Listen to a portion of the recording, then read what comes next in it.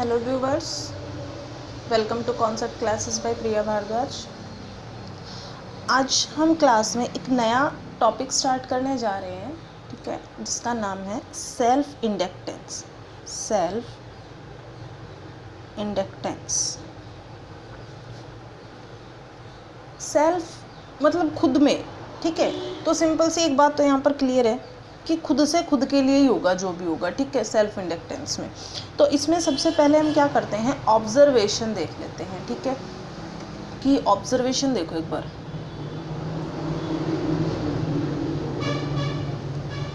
Observation क्या है कि हमारे पास कोई कंडक्टर है इस तरह से सोलेनॉइड शेप में, ठीक है, ऐसे कोई कंडक्टर है हमारे पास, और इस कंडक्टर में क्या हो रहा है, करंट फ्लो हो रहा है इस कंडक्टर में, ठीक है।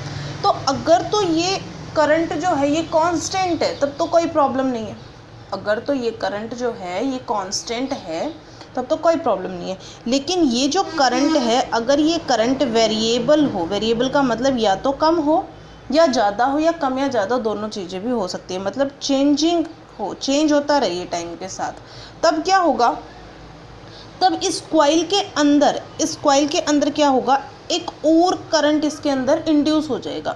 इंड्यूस करंट क्या था कि कोई सोलेनॉइड टाइप का हमारे पास कंडक्टर है, इसमें करंट फ्लो हो रहा है, वो करंट चेंज हो रहा है, या तो बढ़ रहा है या घट रहा है। तो उसके कारण इसमें क्या होगा, एक करंट इंड्यूस होगा, और उस इंड्यूस करंट को हम क्या बोलेंगे, सेल्फ इंड्यूस्ड करंट। देखो, कॉइल में खुद के करंट के कारण खुद के लिए ही तो पैदा हुआ ना जो करंट हुआ वो, तो हम इसको क्या बोलेंगे, सेल्फ इंड्यूस्ड करंट। देखो सिंपल एक इसमें हम एग्जाम्पल के थ्रू समझते हैं और थोड़ा सा हम क्लियर करते हैं डायरेक्शन के लिए, कि मान लो ये हमारा कंडक्टर है इस तरह से, ठीक है, और इसमें करंट फ्लो हो रही है आई, ठीक है। अगर तो ये जो आई है ये इंक्रीज होगा, अगर ये आई इंक्रीज होगा मतलब यहाँ पर और ज़्यादा करंट जा रहा है, और ज़्यादा करंट फ्लो हो रहा है। तो अब लेंज लॉ क्या कहता है, लेंज लॉ क्या कहता है कि जिस कारण से पैदा हुआ उसी कारण को तो ख़त्म करने का काम करेगा। तो ये इंड्यूस्ड करंट किसकी वजह से पैदा हुआ था, करंट की वजह से। अब ये इस करंट को कम करने का काम करेगा, इंड्यूस्ड करंट को कम करने का काम करेगा। देखो अगर इधर चला तब तो ये इसको सपोर्ट करेगा, बढ़ा तो इसको किधर चलना चाहिए, उल्टा चलना चाहिए, मतलब इस डायरेक्शन में होना चाहिए कि जो इंड्यूस्ड करंट है वो ऑपोजिट डायरेक्शन में। तो ये डायरेक्शन किसके लिए होगी, इंड्यूस्ड करंट के लिए, करंट बढ़ा तब के लिए, ठीक है, अपोज कर रहा है। इसी तरह से हम एक और कंडीशन लेते हैं कि कंडक्टर है हमारे पास, ठीक है, और इस कंडक्टर में आई करंट फ्लो हो रहा है, और अब कंडीशन हमारी क्या है कि ये जो आई है ना ये क्या हो रहा है, डिक्रीज हो रहा है।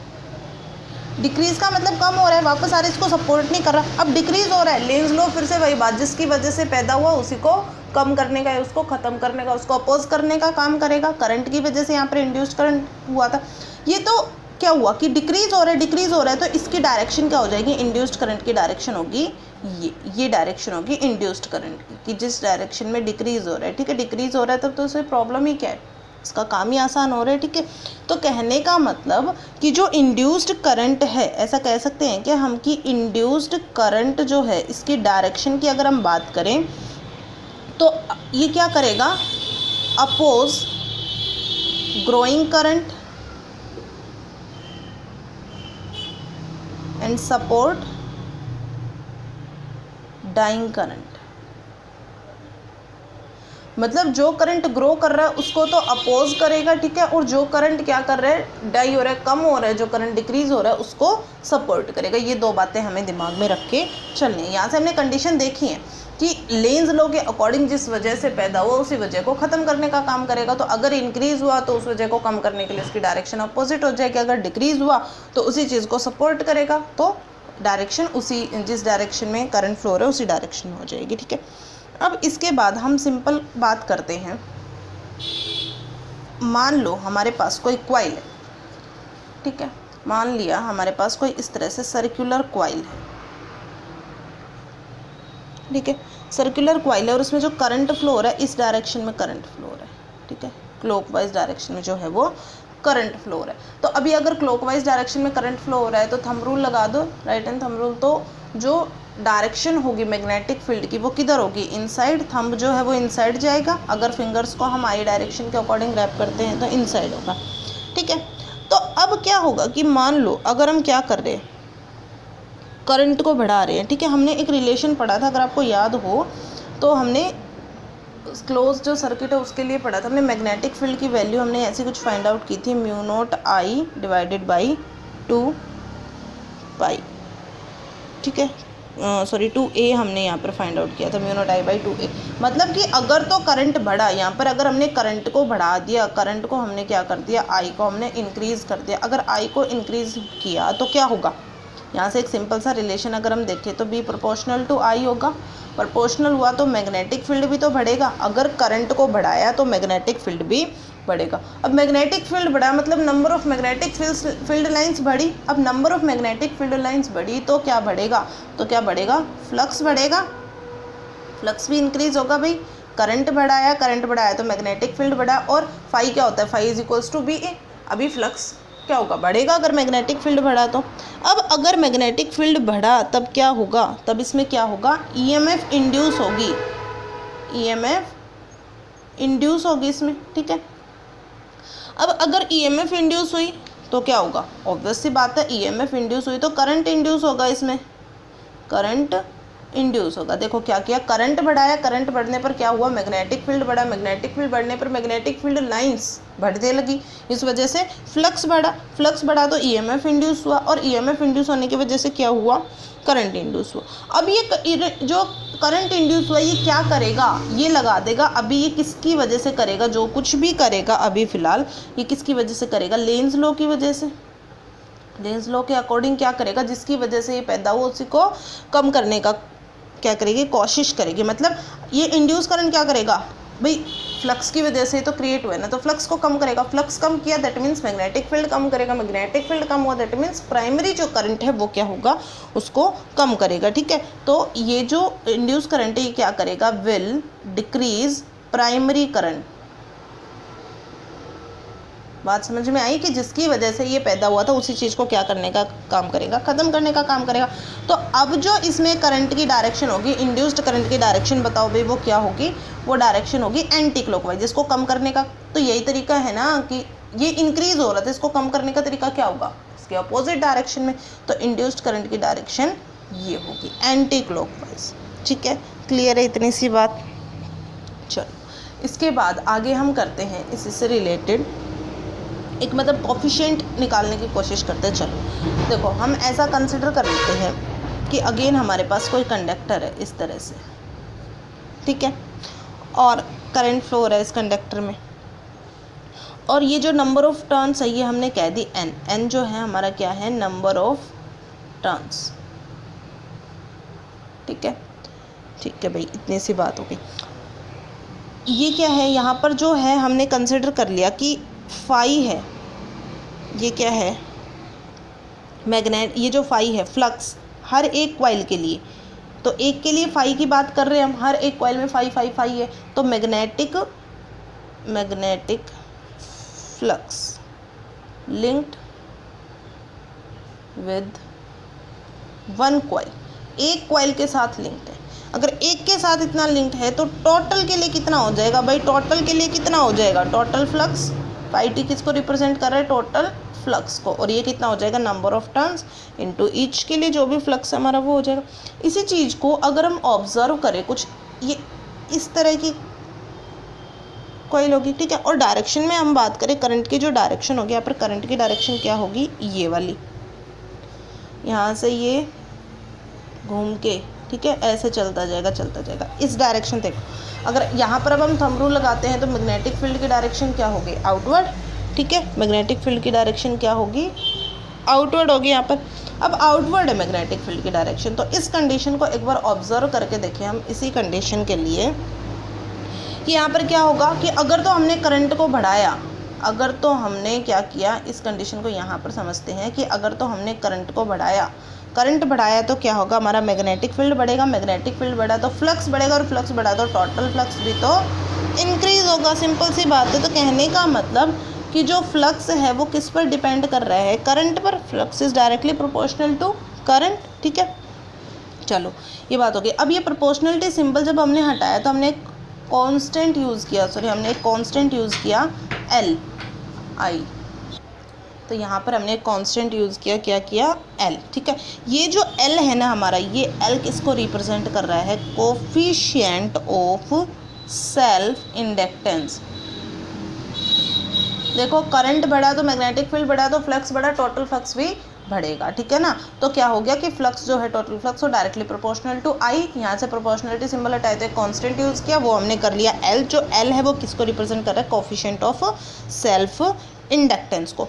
अभी अगर हम फाई की बात करें, फाई टोटल जो है, यहाँ पर हम फाई टोटल की जगह एन फाई रख सकते हैं, ये वाली वैल्यू। ठीक है ना, N phi is equals to क्या हो जाएगा, एल आई।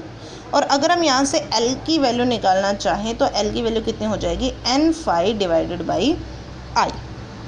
ठीक है, इंपॉर्टेंट जो रिजल्ट हमारा ये वाला है, N phi divided by I. अब यहीं से अगर हम बात करें यूनिट ऑफ एल या कोफिशिएंट ऑफ सेल्फ इंडक्टेंस, तो यूनिट कितनी हो जाएगी, नंबर ऑफ टर्न्स की कोई यूनिट नहीं है। ठीक है ना, बात करें हम फ्लक्स के लिए तो फ्लक्स की यूनिट क्या, वेबर, और करंट की यूनिट क्या, एम्पियर। तो एक तो यूनिट क्या होगा, वेबर पर एम्पियर। ठीक है, और दूसरा जो है इसी को क्या बोला जाता है, हेनरी, और एच से इसको डिनोट किया जाता है। ठीक है, तो सेल्फ इंडक्टेंस की जो यूनिट है, कोफिशिएंट ऑफ सेल्फ इंडक्टेंस की यूनिट वो क्या हो गई, एच। ठीक है, हेनरी। अब यहाँ से जो नोट करने वाली बात है, तो यहाँ से ऐसा नहीं होगा कि एल जो है वो फ्लक्स पर डिपेंड कर रहे हैं, करंट पर डिपेंड कर रहे हैं, नहीं, ऐसा नहीं होगा। ठीक है, कि डायरेक्टली ऐसा नहीं कह सकते आपके directly proportional to flux, inversely proportional to current. जैसे कि अगर आपको याद हो तो रेजिस्टेंस में करते थे हम, अगर आपको ध्यान हो तो रेजिस्टेंस में क्या होता था, R is equals to V I, लेकिन ये वी और आई पर तो डिपेंड ही नहीं करता था, एक्चुअल में आर तो डिपेंड करता था रो एल बाई ए, मतलब डायमेंशंस पर डिपेंड करता था। इसी तरह से जो कोफिशिएंट ऑफ सेल्फ इंडक्टेंस है ये भी किस पर डिपेंड करेगा, ये भी डिपेंड करेगा डायमेंशंस पर। ठीक है, तो कोफिशिएंट यहाँ पर हम लिख देते हैं एल डिपेंड्स ऑन, एल जो है वो हमारा किसके ऊपर डिपेंड करेगा, depends on shape and size of conductor या क्वाइल, या हम आगे एक वर्ड यूज़ करेंगे इंडक्टर। तो एल किस पर डिपेंड करेगा, डायमेंशंस, कोई भी कंडक्टर या इंडक्टर जो गिवन है उसके डायमेंशंस पर डिपेंड करेगा। चलो, ये तो जो चीज़ हुई हमारी किसके लिए हुई, ये हमारी हुई जब करंट हमारा क्या था, कांस्टेंट था उस दौरान। लेकिन करंट अगर हमारा क्या हो रहा है, चेंज हो रहा है। ठीक है ना, करंट क्या हो रहा है, चेंज। तो उसके लिए अगर हम कंडीशन करें तो देखें, सीधी सी बात क्या कही कि करंट जो है चेंज हो रहा है, तो फिर से वही हम कंडीशन ऑब्जर्व करेंगे कि हमारे पास कोई इंडक्टर बोलो या कंडक्टर बोलो। ठीक है, और इसमें क्या हो रहा है, आई करंट फ्लो हो रहा है, और ये आई जो है ना ये चेंज हो रहा है, मतलब वेरिएबल करंट है, चेंज हो रहा है। फिर से नंबर ऑफ टर्न्स जो हैं वो एन है। ठीक है ना, और फ्लक्स जो है ईच कॉइल के लिए फाई है, टोटल कॉइल्स के लिए कितना हो जाएगा, एन फाई। ठीक है, तो यहाँ पर जो ईएमएफ इंड्यूस होगी इस कंडीशन में, तो इंड्यूस्ड ईएमएफ की अगर हम बात करें, इंड्यूस्ड ईएमएफ, तो ई हमारा कितना होगा भाई, फ्लक्स में जितना चेंज हो रहा है minus of D phi by D T. ठीक है, सिंपल सी बात है। अभी हमें क्या पता है कि टोटल फ्लक्स क्या है, एन फाई। ठीक है, ये हमने थोड़ी देर पहले भी किया था, नहीं तो यहाँ से भी हम देख सकते हैं भाई, एक कॉइल के लिए फ्लक्स फाई है और नंबर ऑफ टर्न्स एन है, तो टोटल फ्लक्स कितना हो गया, एन फाई। तो यहाँ से E is equals to minus of D N phi by D T. अब नंबर ऑफ टर्न्स तो कांस्टेंट है। ठीक है ना, और क्या कर सकते हैं, और भी एक और चीज़ है कि फाई टी जो है, फाई टी की जगह हम एक और चीज़ लग सकते हैं। ये तो अगर हम सिंपल से एक बात करें, N minus N D phi by D T, ये चीज़ भी हो सकती है नंबर ऑफ टर्न्स के लिए। ठीक है ना, दूसरी अगर हम बात करें कि हमें एक और बात पता है कि फ्लक्स जो है हमारा टोटल फ्लक्स वो क्या होता है, L I, coefficient of self inductance and current. तो अगर ये वाली वैल्यू हम इस इक्वेशन में रखते हैं या इसी में भी रखो, कोई फ़र्क नहीं पड़ता, ये नंबर ऑफ टर्न्स के लिए आ जाएगी, वो सिंगल के लिए आ जाएगा। ठीक है, तो अगर हम रखते हैं तो E इज इक्वल्स टू हमारा कितना हो जाएगा, इसको अगर हमने फाई टोटल रखा, देन देखो E इज इक्वल्स टू हमारा कितना हो जाएगा, minus of D by D T L I. ठीक है, अभी L तो हमारा क्या है, कांस्टेंट है, बाहर निकालो, E is equals to minus L D I by D T, हमारी ये वाली फॉर्म बनेगी। ठीक है, अब ये वाली फॉर्म बनी तो इसी चीज़ को हम ऐसा भी लिख सकते हैं, mode E L D I by D T. तो ये हमारा क्या हो गया भाई, EMF के टर्म्स में कोफिशिएंट ऑफ सेल्फ इंडक्टेंस। और अगर हमें एल की वैल्यू फाइंड आउट करनी हो तो एल की वैल्यू हम क्या लिख सकते हैं, E D I by D T, change in current. ठीक है, सिंपल सी बात होगी। इंपॉर्टेंट जो हमारे पास रिजल्ट रहेगा ये वाला रहेगा, इसको आपको याद रखना है। ठीक है, L D I by D T. क्या किया कि करंट जो है वो चेंज हो रहा है हमारा, करंट अगर चेंज हो रहा है तो ईएमएफ इंड्यूस होगी, वो भाई फ्लक्स भी चेंज होगा, करंट चेंज हो रहा है तो कितनी हो जाएगी, minus of D five by D T. अब ये नेगेटिव साइन आपको पता है लेंज लॉ के अकॉर्डिंग डायरेक्शन को रिप्रेजेंट कर रहा है। ठीक है ना, फ्लक्स का हमें पता है एल आई होता है, अगर एन फाई रखते हो तो नंबर ऑफ टर्न्स के लिए आ जाएगा, एल आई रखते हो तो सेल्फ इंडक्टेंस के लिए एल आई रखा हमने, एल कॉन्स्टेंट बाहर निकाल दिया। और कंप्लीट को ये नेगेटिव भी, ये तो सिंपल डायरेक्शन के लिए है, पॉजिटिव है तो मतलब इंक्रीजिंग डायरेक्शन में है, नेगेटिव है तो अपोजिट डायरेक्शन में, सिंपल सी बात। ठीक है, और यहाँ से हमने किसकी वैल्यू निकाल ली, एल की, ये हमारा हो गया। ठीक है, अब अगर पूछा जाए, अगर ऐसा कह दिया जाए कि डिफाइन कोफिशिएंट ऑफ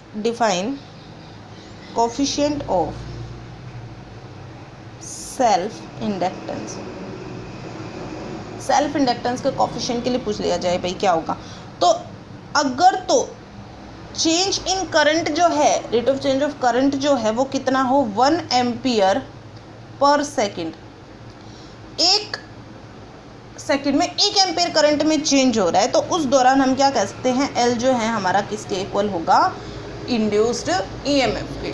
रख दो यहाँ पे, इसकी जगह अगर रखा कितना 1 एम्पियर पर सेकेंड तो कितना मिला, एल इज इक्वल्स टू ई। ये सिंपल सी बात हो गई हमारी। ठीक है, तो 1 एम अगर पूछे coefficient of self inductance define करने के लिए, तो when rate of change of current is 1 ampere per second then coefficient of self inductance is equals to induced EMF. ये हमारी सिंपल सी बात होगी। इसी पर बेस्ड एक दो छोटे छोटे न्यूमेरिकल हम सोल्व कर लेते हैं।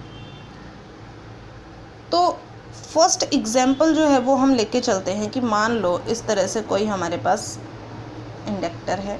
ठीक है, इसमें आई करंट फ्लो हो रहा है इंडक्टर में, coefficient of self inductance given है 2 हेनरी, इस एंड को मान लिया पॉइंट ए और इस एंड को मान लिया पॉइंट बी।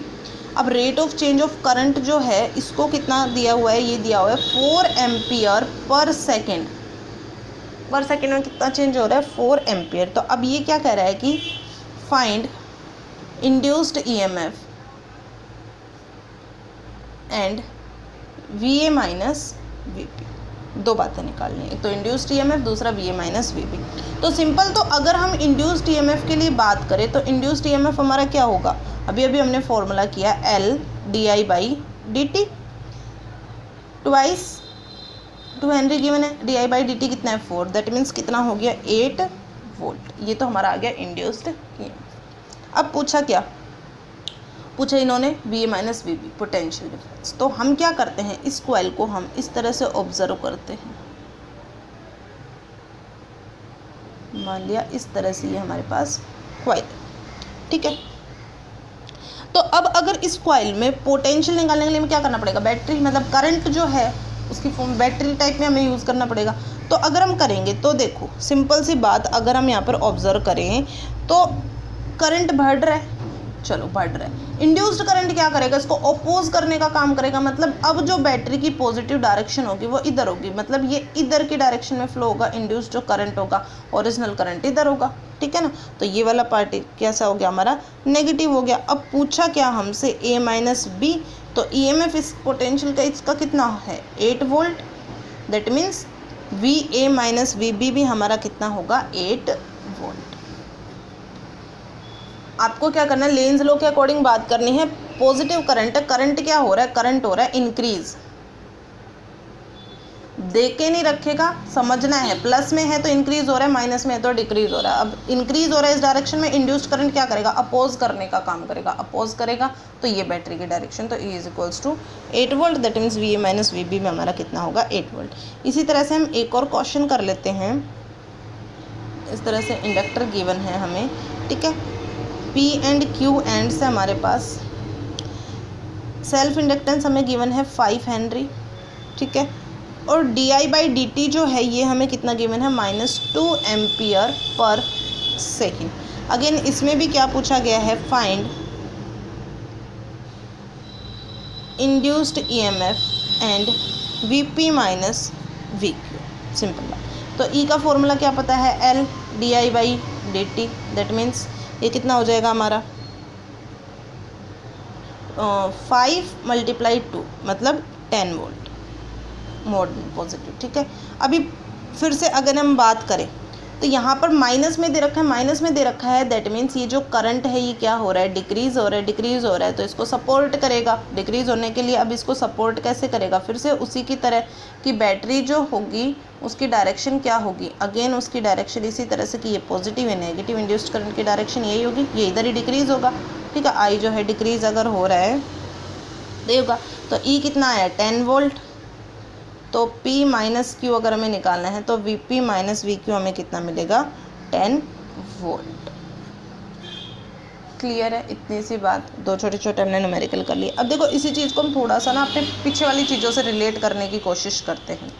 हमने पहले पढ़ा है कैपेसिटर, पढ़ा है कैपेसिटर, सिंबल क्या होता है कैपेसिटर का, ये इस तरह से रिप्रेजेंट करते हो, सी से डिनोट करते हो, और C इज इक्वल्स टू होता क्या है, यहाँ से अगर हम डिफाइन करें पोटेंशियल के लिए हम डिफाइन करते हैं del V is equals to Q by C हमारा होता है। दूसरा हमने क्या पढ़ा है रेजिस्टेंस, रेजिस्टेंस इस तरह से R से डिनोट करते हैं, ठीक है ना, और del V is equals to क्या होता है IR। इसके बाद अब थर्ड इसी का ही रिलेटिव है इंडक्टेंस, इंडक्टेंस सिंबल ये डिनोट करेंगे किससे, L से, और डेल V जो है हमारा कितना है माइनस LDI बाई डी, जो EMF को रिप्रेजेंट कर रहा है, ठीक है। सिंपल सी बात अब आ रहा है थोड़ा सा समझ में कि जैसे कैपेसिटर किया था, रेजिस्टेंस किया था, उसी की तरह इंडक्टेंस है। और नेक्स्ट जो चैप्टर है उसमें हम तीनों को कंबाइंड भी पढ़ने वाले हैं LCR सर्किट के नाम से, ठीक है, जहाँ पर L रिप्रेजेंट करेगा इंडक्टेंस को, C रिप्रेजेंट करेगा कैपेसिटर को, और R रिप्रेजेंट करेगा रेजिस्टेंस को। अब जो नेक्स्ट टॉपिक है वो हम कर लेते हैं, हमारा नेक्स्ट जो टॉपिक है हम शुरू करते हैं coefficient of self inductance, coefficient of self inductance for long solenoid. कोई लॉन्ग सोलेनोइड है उसके लिए हमें सेल्फ इंडक्टेंस का कोफिशिएंट फाइंड आउट करना है। तो कंसिडर कर लेते हैं भाई इस तरह से कोई हमारे पास सोलेनोइड है, ठीक है। चलो इसकी जो लेंथ है सोलेनोइड की वो कितनी है L हमने कंसिडर कर ली, ठीक है। टोटल नंबर ऑफ टर्न्स कितने हैं N, N हमारा क्या रिप्रेजेंट कर रहा है टोटल नंबर ऑफ टर्न्स को। इन कॉइल्स में हम क्या कह रहे हैं कि अभी कोई रेडियस होगी इन कॉइल की तो एक की कंसिडर कर लेते हैं, तो सबकी बिल्कुल इक्वली होगी, तो R हमने उसको नाम दे दिया, तो R जो हमारी क्या है रेडियस ऑफ ईच कॉइल, जितने भी नंबर ऑफ टर्न्स हैं उनके अकॉर्डिंग सबकी R रेडियस हमारी हो गई, ठीक है। तो अगर हम यहाँ से स्मॉल n के लिए बात करें तो स्मॉल n हमारा क्या होता है नंबर ऑफ टर्न्स, ये तो हमने बहुत बार पढ़ा हुआ है, अपॉन लेंथ, दैट मीन्स ये कितना हो गया n बाई। करंट की बात करें तो I करंट इसमें से फ्लो हो रहा है। तो अगर आपको ध्यान हो तो लॉन्ग सोलेनोइड के लिए हमने मैग्नेटिक फील्ड पढ़ रखा है, इसके अंदर भाई करंट फ्लो होगा तो इसके अंदर एक मैग्नेटिक फील्ड भी तो जनरेट होगा, पढ़ा हुआ है हमने। तो B इज इक्वल्स टू हमारा कितना होता है म्यू नॉट NI अगर याद हो तो, ठीक है, लॉन्ग सोलेनोइड के लिए हमने किया हुआ है, ठीक है। अभी फाई की अगर हम बात करें flux with each coil, with each coil, हर एक कॉइल के साथ फ्लक्स कितना B डॉट A। अब मैग्नेटिक फील्ड की डायरेक्शन में क्या होगा area vector, that means BA cos 0, that means ये हमें कितना मिला BA। तो फ्लक्स की जो वैल्यू है वो हमें कितनी मिली mu naught NI A, simple सी बात, ठीक है।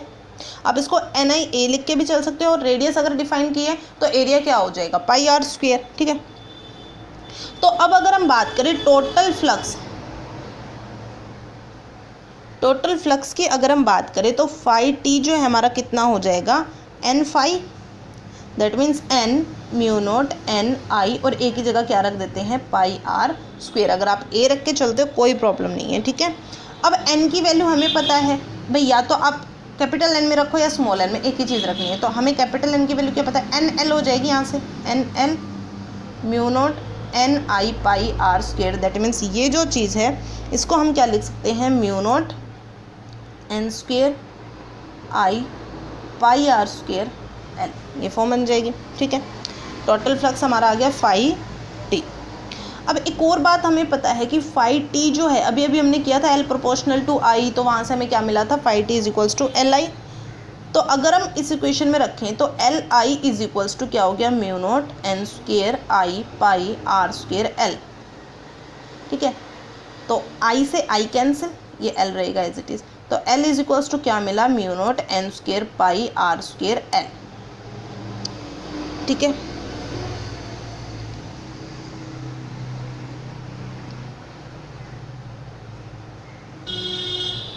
ठीक है, यहाँ से अब अगर हम ऐसा भी लिख सकते हैं कि पाई आर स्क्वेयर को आप एरिया डिफाइन कर दो, और एल क्या, लेंथ, एरिया इंटू लेंथ जो है ये हमारा किसको बताता है, वॉल्यूम को। तो ऐसा भी लिख सकते हो L is equals to mu naught N square V, ये भी करेक्ट है, ये जो आपने लिख रखा है ये भी करेक्ट है।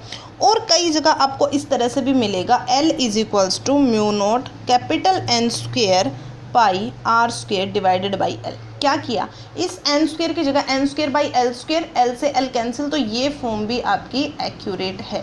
तो ये क्या आ गया, किसी सोलेनोइड के लिए self inductance coefficient, coefficient of self inductance for long solenoid. इसके बाद और भी मज़ेदार टॉपिक है हमारे पास आगे, म्यूचुअल इंडक्टेंस है, उसके कोफिशिएंट के लिए है, उन सबको हम जो है वो करेंगे नेक्स्ट क्लास में।